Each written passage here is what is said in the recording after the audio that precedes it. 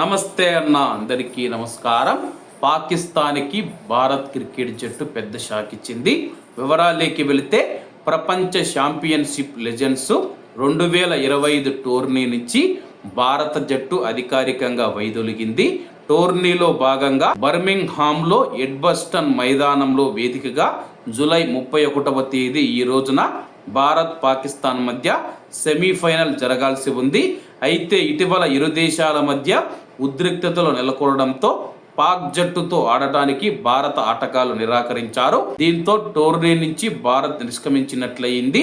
ఈ క్రమంలో పాకిస్తాన్ నేరుగా ఫైనల్కు అర్హత సాధించింది.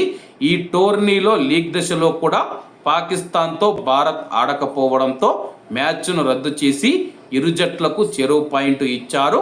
యువరాజ్ సింగ్ నాయకత్వంలోని భారత టీము వెస్టిండీస్తో జరిగిన తమ చివరి లీగ్ మ్యాచ్లో నెగ్గి పాయింట్ల పట్టికలో 4వ ప్లేస్ దక్కించుకుని సెమీస్కు చేరింది. ఇక సౌత్ ఆఫ్రికా ఆస్ట్రేలియా మధ్య మరో సెమీఫైనల్ జరగనుంది. ఆగస్టు 2న జరిగే ఫైనల్ కూడా ఎడ్బాస్టన్ గ్రౌండే ఆతిథ్యం ఇవ్వనుంది.